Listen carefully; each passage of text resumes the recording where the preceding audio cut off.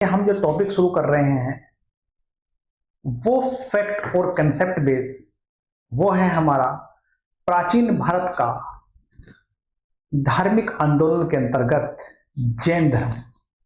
अब जैन धर्म के बारे में हम पूरा डिस्कस करेंगे जो है इसके बारे में जो है देखिए जितने भी क्वेश्चन बनेंगे अक्सर आप यही सही सही कर देंगे आप।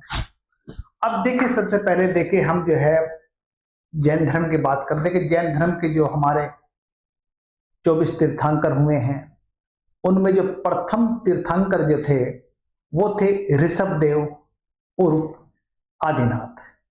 देखिए आदिनाथ जो है इनका मतलब जो है प्रतीक जो चिन्ह था वो सांड या कृषभ था। वहीं पर देखिए कैलाश पर्वत पर इन्होंने अपने शरीर त्यागा था। वहीं पर हमारे द्वितीय तीर्थंकर जो थे वो थे हमारे अजित कुमार जिनका प्रतीक चिन्ह हाथी था। और वहीं पर जो है 22वें तीर्थंकर जो थे हमारे नेमिनाथ थे जिनका जो प्रतीक चिन्ह था वो था कांचशील।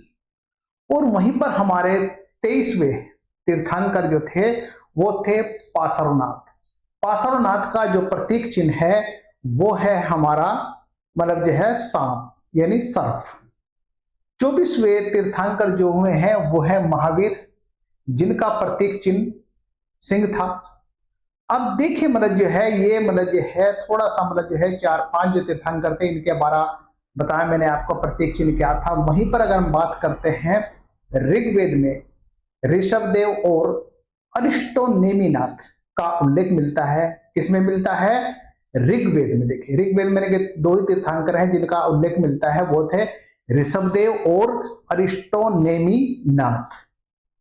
अब देखिए हम जो है प्रारंभिक भागवत पुराण में ऋषभदेव को विष्णु का अवतार कहा गया है या उल्लेखित किया गया है।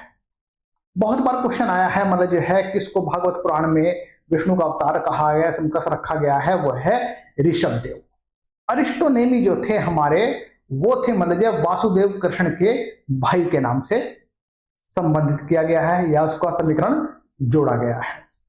वहीं पर देखिए हमारे जो है पार्श्वनाथ जो इनके जो हमारे जो है 23वें तीर्थंकर थे उनके जो मतलब पिता का नाम था वो अश्वसेन था और माता का जो नाम है वो रानी वामा था। वैदिक कर्मकांड और देववाद के कटु आलोचक थे यानी कर्मकांड और देववाद का काफी आलोचना करते थे उनको नहीं मानते थे। वहीं पर इन्होंने देखिए 4 व्रत जो थे अहिंसा औचर्य अपरिग्रह सत्यवलता का सिद्धांत का प्रतिपादन किया और 100 वर्ष की अवस्था में यानी कि हमारे पार्श्वनाथ का जो है बंगाल के सम्मेद शिखर पर शरीर त्याग दिया था। देखिए ये तो हमारे थोड़ा सा इनके बारे में बात हुई है। फिर हम देखिए अब जो बेसिक है वो हमारे हैं कौन मतलब से देखिए हमारे महावीर। महावीर के एक व्यक्तिगत जीवन के बारे में थोड़ा सा मैं डिस्कस कर लेता हूं देखिए आपके साथ जो है वो है देखिए आपका जो है महावीर का जो मतलब वास्तविक नाम जो है वो हमारे वर्धमान नाम था। जन्म इनका जो है 540 बीसी में हुआ था जो कुंडल ग्राम वैशाली यानी बिहार में हुआ था। महावीर जी के पिता का नाम सिद्धार्थ था और वही माता का नाम त्रिशला या प्रियकर्णी लिच्छवी राजकुमारी थी। चेतक की बहन थी जो महावीर की माता का मां संबंधित थी। वहीं महावीर की जो पत्नी का नाम जो था यशोदा है। दामाद जामेली है जो बहुत्तरवाद के प्रतिपादक थे। गृह त्याग जो है महावीर जी ने 30 वर्ष की आयु में गृह त्याग दिया सत्य की खोज में। इनका जो वर्ण तो क्षत्रिय था और वर्ष जो था न्याय यानी ज्ञात्रक संस्कृत में कहते हैं इसको है। अब संबोधि की बात करते हैं। जो संबोधि का मतलब ज्ञान जो प्राप्त हुआ है वो था हमारा देखिए इसमें जो है नदी हमारी जिम्बिक ग्राम में रिजुपालिका नदी के किनारे साल वृक्ष के नीचे इनको 42 वर्ष की अवस्था में मतलब जो है ज्ञान प्राप्त हुआ। और वहीं पर देखिए हम जो है इनके मृत्यु जो थी 72 साल की आयु में हुई। और मृत्यु का जो वर्ष था वो था 468 बीसी, यानी 468 बीसी की बात करते हैं। अब देखिए मृत्यु स्थान जो है यहां पर पावापुरी, यानी कि राजगृह के नजदीक हरितपाल के यहां पर इनकी मृत्यु हुई थी है। इनमें देखिए गोसल मस्करी पुत्र जो है इनके सहयोगी थे और कुछ सालों तक निर्ग्रंथों का अनुसरण किया, जिसके संस्थापक जो थे वो पार्श्वनाथ थे। और साधना देखिए मतलब ध्यान की जो है महावीर, निर्ग्रंथ, न्यायपुत्र, केशव, वसालिय, अरहट, विरांग, जिन, इनकी ये साधना थी या उपाधि कह सकते हैं हमको जो है। विधेयी दीन नाथपुर इनकी उपाधि थी। अब देखिए ये तो हमारा थोड़ा सा बेसिक आपके हमारे देखिए महावीर जी के बारे में हमने थोड़ा सा डिस्कस किया है। वहीं पर कुछ शब्दावली है जिसपे अक्सर क्वेश्चन आते रहते हैं, देखिए वो है देखिए कुछ के बारे में डिस्कस कर लेते हैं हम जो है उन शब्दावली में। देखिए अब शब्दावली में देखिए हमारे जैसे है बसादिस, बसादिस कहते हैं हम जैन संघ को, कैवल्य, संबोधि या ज्ञान प्राप्त होना। जिन का मतलब है विजयी, यानी अपना ज्ञान प्राप्त कर लिया, जिन हो गई है। जैन धर्म विजेताओं का धर्म कहलाता है। निर्ग्रंथ जो है सभी बंधनों से मुक्त कहलाता है। वहीं पर देखिए आप जो है उसके बाद देखिए कर्म पूर्व कार्यों का परिणाम होता है, यानी जो हमने पहले कार्य कर लिए हैं उसका परिणाम हमारा कर्म होता है। गंधर्व जो है महावीर के 11 प्रमुख शिष्य थे जिनको गंधर्व कहा गया है। सिद्ध जैन भक्त को कहा गया है। तीर्थंकर जिसने कैवल्य प्राप्त कर लिया है, जिसने ज्ञान प्राप्त कर लिया है वो तीर्थंकर कहा गया है। अरहट, अरहट का मतलब समझिए जो संबोधि को प्राप्त करने वाला हो, यानी जो संबोधि ज्ञान को प्राप्त करने वाला है उसे अरहट कहा गया है जैन धर्म में। यह भिक्षु या भिक्षु समूह के प्रमुख को आचार्य कहा गया है। गुरु को उपाध्यक्ष कहा गया है। जैन धर्म का अनुसरण करने वाले को साधु कहा गया है। देखिए वहां पर यह है जैनियों का एक त्योहार जिसको बोलते हैं पूजासन, पूजासन जो था जैनियों का एक त्योहार था। वहीं पर संलेखना, संलेखना है क्या, देखिए बहुत बार क्वेश्चन है संलेखना क्या आता है। संलेखना देखिए इनमें जो है एक संलेखना के द्वारा जिसकी मृत्यु होती है वो बहुत ही पवित्र मानी जाती है। कहते हैं इनको जो है इन्होंने व्रत रखना शुरू कर दिया, भूखे रहना शुरू कर दिया था। ये तब तक भूखे रहते हैं जब तक कि उनके प्राण न निकल जाए, और ऐसी मृत्यु जो होती है वो ही एक संलेखना कहलाती है। यानी कि मतलब स्वेच्छा से जीवन का परित्याग करना संलेखना कहलाता है। वहीं पर देखिए इसे कट्टर जैन धर्म भी मानते हैं। सप्तभंगी न्याय, न्याय के 7 प्रकार को कहा गया है। वहीं पर देखिए न्यायवाद व्यक्ति ज्ञान को एक विशेष दृष्टिकोण से समझौता है, जिसको न्यायवाद कहा गया है।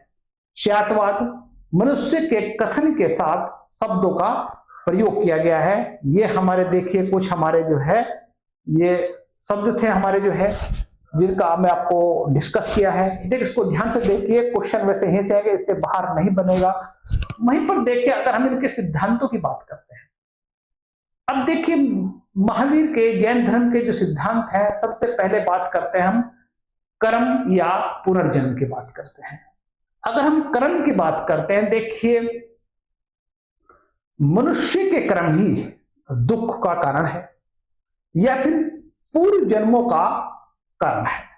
वहीं पर महावीर ने या फिर जैन धर्म जो है यानी कि मनुष्यों के दुख ही को कर्म से ही मानते हैं। मतलब कर्म के अनुसार इनको दुख मिलता है, कर्म के अनुसार इनको सुख मिलता है, और उन्हीं के अनुसार ही उनका पूर्व जन्म होता है, जिसका अच्छी योनि में होगा या कौन सी योनि में होगा, ये उनके पूर्व कर्मों की ही बात करते हैं। अब जो जैन धर्म में 3 रतन थे, 3 रतन के अनुशीलन द्वारा यानी त्रिरतन के पूर्व जन्मों के वे कर्म फलों का विनाश करता है या फिर सत्कर्मों द्वारा मोक्ष प्राप्ति संभव है।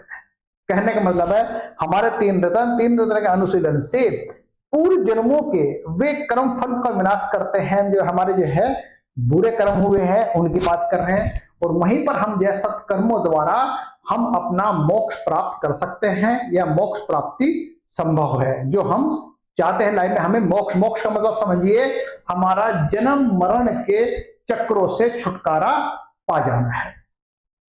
अब दूसरी बात देखें, जैन धर्म में जो है वेद और ईश्वर के बारे में क्या कहते हैं। वेद और ईश्वर में विश्वास नहीं करते थे, माने जैन धर्म जो है वेद को सर्वोच्च नहीं मानते थे, वेद को ऑपरेशन नहीं मानते थे, वेद को वो ये नहीं मानते जो लिखा वो सही है। वहीं पर हम बात करते हैं ईश्वर के बारे में भी विश्वास नहीं करते थे, मतलब समझिए एक तरह से ये अनिश्वरवादी थे। दूसरी देखिए मोक्ष, मोक्ष का मतलब है निर्वाण। निर्वाण है क्या, मोक्ष है नहीं, मोक्ष निर्वाण का मतलब समझिए हमने जन्म मरण के उससे मुक्त पा जाना, उसे निर्वाण या मोक्ष कहते हैं। वहीं पर देखिए तीन रतन यानी त्रिरतन के अनुशीलन और अभ्यास से ही कर्म बंधनों से मुक्ति हो, निवारण प्राप्ति संभव है। मैंने कहने का मतलब ये कह रहे हैं अगर हम तीन रत्नों का अनुशीलन करते हैं और अभ्यास से हम जो है कर्म बंधन से मुक्त हो जाते हैं, जिससे हमें निर्वाण प्राप्ति के 100% चांस बन जाते हैं या फिर निर्वाण प्राप्त करना संभव हो जाता है। अब देखिए मोक्ष के बारे में, वहीं पर देखिए अनेकात्मक की बात करते हैं, अनेकात्मकवाद की बात करते हैं। यह धर्म आत्मज्ञ पर विश्वास नहीं करता है, अपितु प्रत्येक जीव जंतु वनस्पति में अलग अलग आत्माओं को मानता है। वो मानते हैं जैन धर्म वाले ये मतलब जो है सजीव और निर्जीव दोनों में ही आत्मा का विश्वास है या प्रवेश है, और दोनों में ही आत्मा को मानते हैं। अब देखिए वहीं पर जो है यह निर्वाण या मोक्ष की परिभाषा के विरुद्ध है, क्योंकि निर्वाण का आधार एकाकारिता है। मतलब समझिए एक तरह से आप जो है यानी कि अनेक आत्मकवाद जो है यह धर्म के आत्मज्ञ पर विश्वास नहीं करता है, अपितु प्रत्येक जीव जंतु वनस्पति में अलग अलग आत्मा मानता है। अतः यह निर्वाण या मोक्ष की परिभाषा के विरुद्ध है, क्योंकि निर्वाण का आधार एक कारिता है। अब देखिए यहां पर ज्ञान के सिद्धांत की हम बात करते हैं। देखिए जैन धर्म में ज्ञान के 5 प्रमाणिक प्रकार बताए गए हैं। अब 5 कौन कौन से देखें, एक तो है मति ज्ञान। मति ज्ञान का मतलब समझिए एक तरह से आप जो है इसमें देखिए आप जो है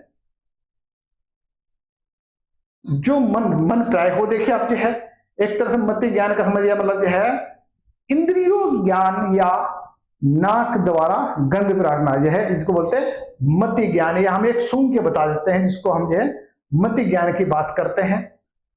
वहीं पर देखिए दूसरा है श्रुति ज्ञान। श्रुति ज्ञान जो है महापुरुषों से सुनकर या वर्णन से प्राप्त ज्ञान जो है वो हमारा श्रुति ज्ञान कहलाता है। वहीं पर देखिए हमारा जो है अवधि ज्ञान। अवधि ज्ञान का मतलब दिव्य ज्ञान भी कहते हैं हम जो है। अब दिव्य ज्ञान किसी भी काल या स्थान की किसी भी वस्तु का ज्ञान प्राप्त करना वो हमारा अवधि ज्ञान कहलाता है।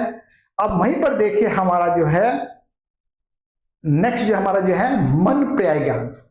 मन यानी किसी भी व्यक्ति के मन की बात को जान लेना, जिसे हम मन पर्याय ज्ञान कहते हैं। 5वां ज्ञान जो है वो हमारा है कैवल्य। कैवल्य समझिए आप एक तरह से मतलब जो है यानी कि निर्ग्रंथों को प्राप्त होने वाला पूर्ण ज्ञान, जिसको क्या कहा गया हमारा देखिए कैवल्य, या फिर यह है ज्ञान जो हमारे जो है पूर्ण ज्ञान प्राप्त है वो कैवल्य कहलाता है। वहीं पर देखिए शातवाद या सप्तभंगी का सिद्धांत या ज्ञान की सापेक्षता। अब देखिए अगर हम शातवाद की बात करें, विभिन्न दृष्टिकोण के कारण ज्ञान के इन्होंने 7 विभिन्नताएं बताई हैं।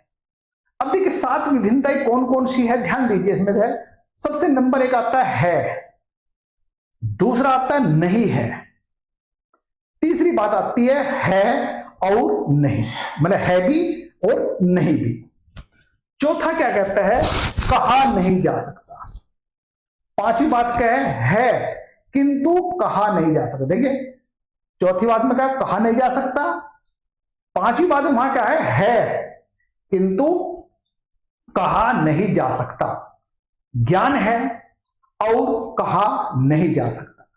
वहीं पर सातवां जो बात है हमारा है, नहीं है और कहा नहीं जा सकता।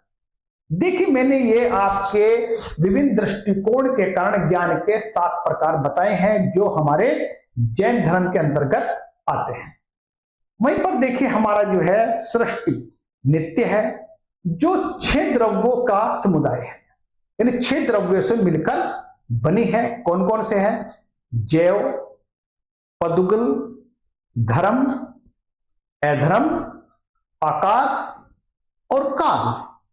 ये देखिए हमारे सापेक्षता सिद्धांत या सृष्टि की बात करते हैं।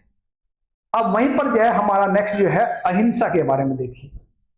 मन, वचन तथा कर्म में से, यानी मन से, वचन से, कर्म से, या फिर पृथ्वी काय, जल काय, वायु काय, अग्नि काय, वनस्पति काय विचारण करने वाले जीव के प्रति संयमपूर्ण व्यवहार और परम अहिंसा है। यानी उन्हें किसी भी तरह के किसी को कोई हानि ना पहुंचाना, वो चाहे तो वचन मन से हो, वचन से हो, कर्म से हो, किसी भी प्रकार हो, इसको अहिंसा के अंतर्गत माना गया।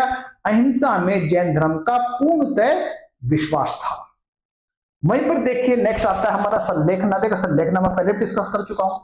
संलेखना का मतलब है अन्न जल त्याग कर निर्वाण प्राप्त करना, यहां तक कि धर्म साधना के लिए सुख पूर्वक शोक रहित होकर शरीर त्यागना आत्म हत्या तक विधान है। यानी हमें तब तक भूखा रहना है, अन्न तब तक ग्रहण नहीं करना जब तक कि हमारा जो काया कलेश या हमारा शरीर नष्ट ना हो जाए। अगर इसमें मृत्यु हो जाती है तो वो सबसे पवित्र मृत्यु को ये लोग मानते हैं। अब देखिए जैन धर्म में नग्नता के सिद्धांत की अगर बात करते हैं, देखिए लज्जा निरोध हेतु महावीर स्वामी पूर्ण नग्नता के पक्षपाती थे। यानी संपूर्ण कंप्लीट नग्नता रहना है, ये महावीर के पक्षपाती थे। इसी प्रश्न पर उनका पार्श्वनाथ अनुयायियों से मतभेद हुआ, क्योंकि पार्श्वनाथ जी ने अपने अनुयायियों को वस्त्र धारण की अनुमति दी थी। इन दोनों में यहां पर देखिए विरोधाभास था। वहीं पर जो है हमारे जो है महावीर जी जो है अपने अनुयायियों को मतलब नग्नता की बात करते थे, और वहीं पर पार्श्वनाथ अनुयायी जो है इनको एक तरह से उन्हें मतलब जो है वस्त्र धारण करने की बात करते थे।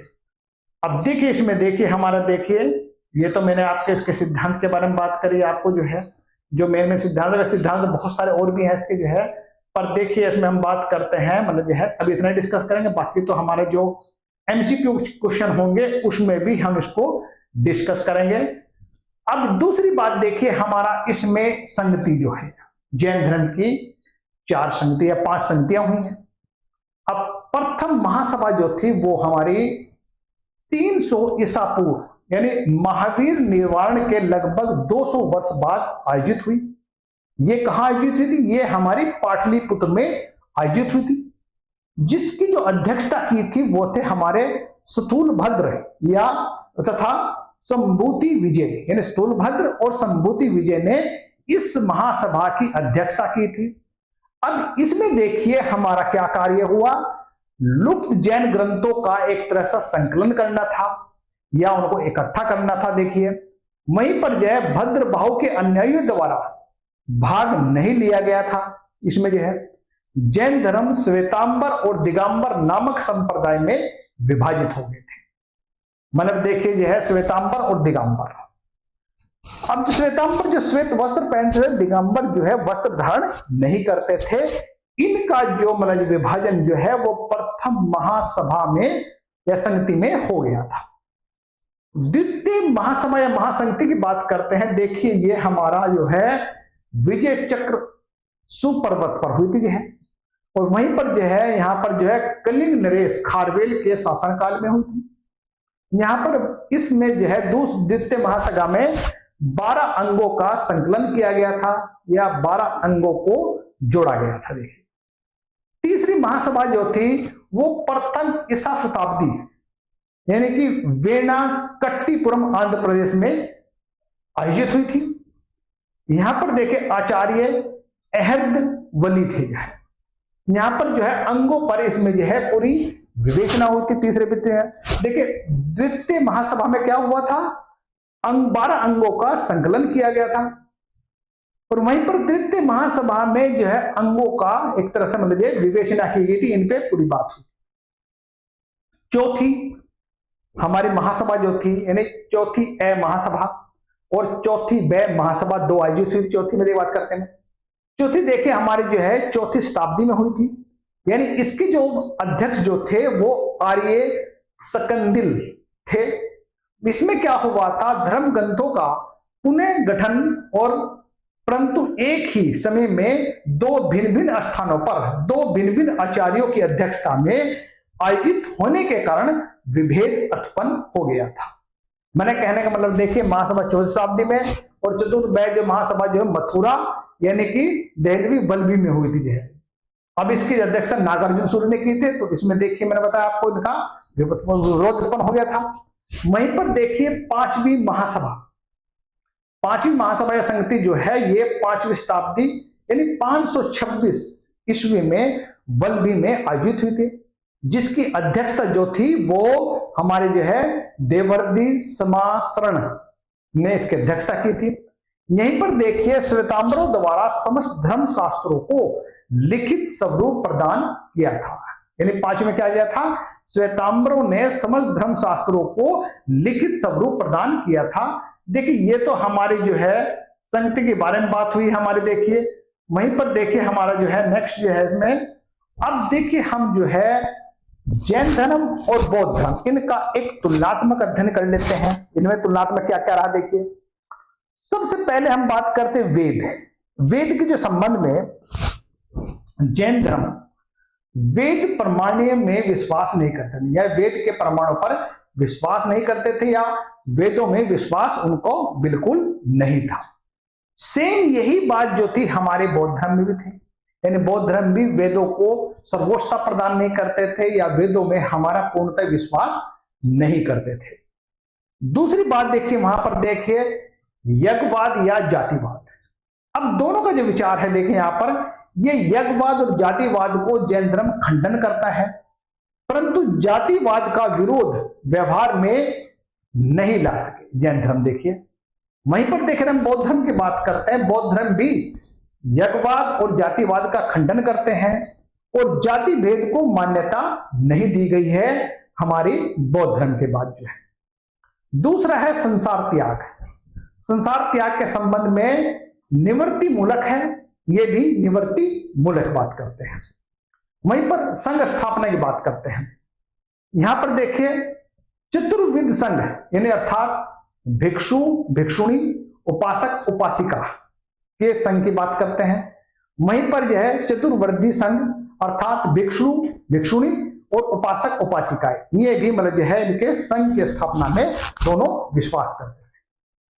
कर्मवाद में दोनों का विश्वास था, यानी इनका जो है सीधा सिस्टम था कर्म जो है कर्म के बेस पे ही देखिए सब कुछ डिसाइडेड है, यानी कर्म फल की अगर बात करते हैं कर्म में इनका पूर्णतः विश्वास था। कर्म के अनुसार ही हमारा जन्म मरण ये सब निर्धारित है। देखिए कर्म के अनुसार ही दुख मिलता है और कर्म के अनुसार ही हमें सुख मिलता है, यानी कर्मवाद में इनका पूर्णतः विश्वास था। अब कर्म के अनुसार हम पुनर्जन्म की बात करते हैं। देखिए कर्म के अनुसार ही किसी जीव का नेक्स्ट अगले जन्म होता है, उसी के परिणाम स्वरूप उसको दुख मिलते हैं, उसको सुख मिलता है, उसको अच्छी जगह जन्म होता है या फिर बुरी जगह जन्म होता है। ये सब हमारा पुनर्जन्म या फिर यह कर्मवाद पे ही पूरा विश्वास करते हैं। देखिए दोनों ही मतलब यह जैन धर्म बौद्ध धर्म दोनों में सेम बात करते हैं। देखिए उसके बाद देखिए हमारी बात करते हैं। देखिए अब यहां पर देखिए अहिंसा की बात करते हैं। देखिए हम अहिंसा के संबंध में देखिए दोनों का जो विचार है देखिए यहाँ का हम बात करते हैं, दोनों ही अहिंसा को मानते हैं, इन हिंसा नहीं करनी चाहिए, अहिंसा के पूरे दोनों ही पुजारी हैं, यानी अहिंसा मूलक पे पूरा विश्वास करते हैं। वहीं पर देखिए जैन धर्म के जो है 3 रत्न, अब सम्यक दर्शन, सम्यक ज्ञान, सम्यक चरित्र, ये जैन धर्म के त्रिरत्न है। वहीं पर हम अगर बुद्ध की बात करते, बुद्ध के जो त्रिरत्न है वो है बुद्ध, धम्म और संघ। जैसे कहते हैं बुद्धम शरणम गच्छामि, धम्मम शरणम गच्छामि और संघम शरणम गच्छामि, यानी ये 3 रत्न की बात करते हैं, हमारे बौद्ध धर्म की बात करते हैं। अब आराध्य या उपासना के संबंध में देखिए, यहां पर जो है जैन धर्म, जैन लोग जैन की या तीर्थंकरों की उपासना या आराध्य करते थे। वहीं पर देखिए बौद्ध धर्म बुद्ध या बुद्धों की मतलब जो है आराधना करते थे। अब वहीं पर देखिए भक्ति की बात करते हैं, देखिए बाद में भक्तवाद का इनमें भी उदय हो गया। अब यहां पर देखिए यहां भी कालांतर में भक्तिवाद का उदय हुआ, बौद्ध धर्म में भी जो है दोनों भक्ति की बात है। मूर्ति पूजा की अगर बात करते हैं, देखिए जब स्टार्ट हुआ था उस समय मूर्ति पूजा नहीं थी, दोनों में मूर्ति पूजा का कोई स्थान नहीं था, पर धीरे धीरे बाद में कालांतर में मूर्ति पूजा का भी उदय हो गया। उधर बौद्ध धर्म में भी मूर्ति पूजा का उदय हो गया, यानी प्रारंभ में दोनों ने ही मूर्ति पूजा का विरोध किया था। वहां जैन धर्म ने भी विरोध किया था और वहीं पर बौद्ध धर्म ने भी इसका विरोध किया था। दूसरी बात है दुखवाद की बात करते हैं। देखिए दुखवाद से निवारण प्राप्ति होती है। अगर हम दुख भरते हैं, पूरा करते हैं तो हमें निवारण प्राप्त है, हम कष्ट सहन करते हैं तो हमें निर्वाण प्राप्त संभव है। वहीं पर देखिए भाषा जो थी, जैन धर्मों ने जो है क्या किया था, प्राकृत भाषा थी यूज किया, जिसमें लोगों का काफी प्रचार हुआ, पर बाद में इसमें भी संस्कृत को ग्रहण कर लिया था। वहीं पर देखिए हम जो है जैन बौद्ध धर्म की बात करते हैं, बौद्ध धर्म की जो शुरू में जो थी वो आम भाषा पाली भाषा में थे, बाद में यहाँ पर भी इनके भी ग्रंथ जो संस्कृत में आ गई थी, यहाँ पर जो है जो मतलब एक तरह से इनके विस्तार में काफी बाधक सिद्ध हुई। क्यों, संस्कृत जो है आम जन की भाषा नहीं थी, आम जन को समझने में काफी टाइम लगता था, काफी वक्त लगता है, समझ नहीं पाते थे। और पहले जो स्टार्टिंग में जो है बौद्ध धर्म की पाली थी और जैन धर्म की प्राकृत थी, जो आम भाषा थी, आम लोगों के समझ में आते थे, इसलिए ज्यादा से ज्यादा इसको जो है प्रसार हो रहा था और मतलब जो है सदस्यता ग्रहण करते जा रहे थे। अब वहीं पर देखिए हम जो है आत्मवाद की बात करते हैं। देखिए ये मतलब जो है आत्मवादी थे पूरे जैन धर्म, अनंत आत्माओं की बात करते हैं। जैन धर्म तो पेड़ पौधे जीव निर्जीव सब में आत्मा की बात करते हैं। वहीं पर देखिए बौद्ध धर्म जो है अनात्मवादी थे, वो आत्मा को नहीं मानते थे, सीधी बात है। वहीं पर मोक्ष की बात करते हैं, मोक्ष मृत्यु के उपरांत संभव है, जो इस बात को जैन धर्म कहते हैं।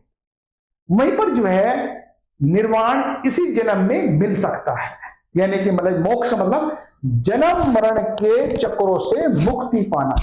वहीं पर देखिए मृत्यु के बाद कहता है जैन धर्म, और इसी जन्म की बात करता है निवारण प्राप्त हो सकते हैं, वो कहते हैं हमारे बौद्ध धर्म की बात करते हैं। अब देखिए नगनता में बात करते हैं, जैन धर्म नगन रहने में का उपदेश देते हैं। वहीं पर जो है यथोचित मतलब वस्त्र धारण करने का जो उपदेश देते हैं वो हमारे बौद्ध धर्म करते हैं। अब देखिए निवारण प्राप्ति का मार्ग जो है, निवारण मिलेगा कैसे, हमें कैसे प्राप्त होगा। देखिए वहीं पर जैन धर्म कहते हैं घोर तपस्या तथा संलेखना एवं त्रिरत्न के अनुसरण करने से ही हमें निर्वाण प्राप्त हो सकता है।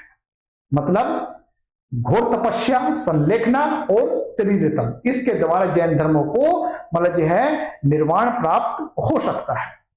वहीं पर देखिए बौद्ध धर्म क्या कहते हैं, बौद्ध धर्म कहते हैं अष्टांगिक मार्ग, यानी मध्य मार्ग से ही हमारा जो है हम जो है निर्वाण प्राप्त कर सकते हैं, या अष्टांगिक मार्ग की बात करते हैं। साहित्य ग्रंथ जो लिखे गए देखिए इनके साहित्य को जैन धर्म में कहते हैं आगम। वहीं पर देखिए बौद्ध धर्म में त्रिपिटक कहते हैं साहित्य को, जो है ग्रंथों को। अब देखिए हम जो है अगर हम बात करते हैं संस्थापक, देखिए जैन धर्म के जो संस्थापक थे वो वर्तमान महावीर थे, और बौद्ध धर्म के जो संस्थापक थे वो हमारे गौतम बुद्ध थे। देखिए अगर हम बात करते हैं 540 ईस्वी में कुंडल ग्राम वैशाली विहार में, यानी कि मतलब जो है इसका जन्म हुआ इनका महावीर जी का। 563 ईस्वी में लुम्बिनी कपिल वृष्टि में बौद्ध धर्म का या गौतम बुद्ध का मतलब जो है देखिए इनका जन्म हुआ। देखिए यहाँ पर जो है इस तरह की बात करते हैं। देखिए मैंने पहले डिस्कस कर चुके हैं इनके माता पिता के बारे में डिस्कस कर चुका, ग्रह त्याग के बारे में डिस्कस कर चुका। देखिए अगर हम एक बार शॉर्ट में देख लेते हैं। देखिए अगर हम बात करते हैं माता पिता की बात करते हैं, वहीं पर जो है दीर्घ काल तक जीवित रहे। जन्म के 7 दिवस के उपरांत ही गौतम बुद्ध की मतलब जो है माता का देहांत हो गया था। ग्रह त्याग, जहां महावीर बात करते हैं अपने ज्येष्ठ भ्राता नंदिन वर्मन की आज्ञा लेकर ग्रह त्याग दिया था। वहीं पर जो है पारिवारिक जनों की इच्छा के विरुद्ध इन्होंने ग्रह त्याग दिया था गौतम बुद्ध ने। अब ज्ञान प्राप्ति के 12 वर्ष की तपस्या के उपरांत ही महावीर जी को मतलब जो है ज्ञान प्राप्त हुआ। वहीं पर गौतम बुद्ध को 7 वर्ष की उपासना के बाद ही मतलब इनको ज्ञान प्राप्त हुआ। देख गौतम बुद्ध को देखे महावीर को 12 वर्ष के बाद तपस्या की इन्होंने, तब ज्ञान प्राप्त हुआ। और वहीं पर देखे हम बात करते हैं गौतम बुद्ध की, इन्होंने 7 वर्षों तक तपस्या करी, तब इनको ज्ञान प्राप्त हुआ। अब देखिए महावीर की जो है 468 बीसी में पावापुरी या राजगृह में मृत्यु हो जाती है। वहीं पर गौतम बुद्ध की 483 में 483 ईस्वी पूर्व में कुशीनगर उत्तर प्रदेश में मृत्यु हो जाती है। अब देखिए इसमें देखिए हम बात करते हैं इनके, देखिए ये हमारे जो है इसके बारे में पूरा डिस्कस किया। देखिए मैंने आपको जो है अगर हम ब्रीफ में बात करते हैं, देखिए ब्रीफ की बात करते हैं। देखिए हमने सबसे पहले तो हमने जो है जो तीर्थंकर है उनके बारे में डिस्कस किया। फिर दूसरी बात करते हैं हम इनके जो है महावीर जी के जन्म स्थान के माने इनके बेसिक नाम की बात डिस्कस किया है। वहीं पर देखिए उपाधि मतलब शब्दावली के बारे में डिस्कस किया। वहीं पर देखिए हमने इनके जो कुछ शब्दावली थे या कर्म थे इनके बारे में बात करी, इनके सिद्धांतों के बारे में डिस्कस किया हमने। वहीं पर देखिए हमने जैन धर्म बौद्ध धर्म का जो है एक तुलनात्मक अध्ययन किया। देखिए इसमें इतना कुछ ही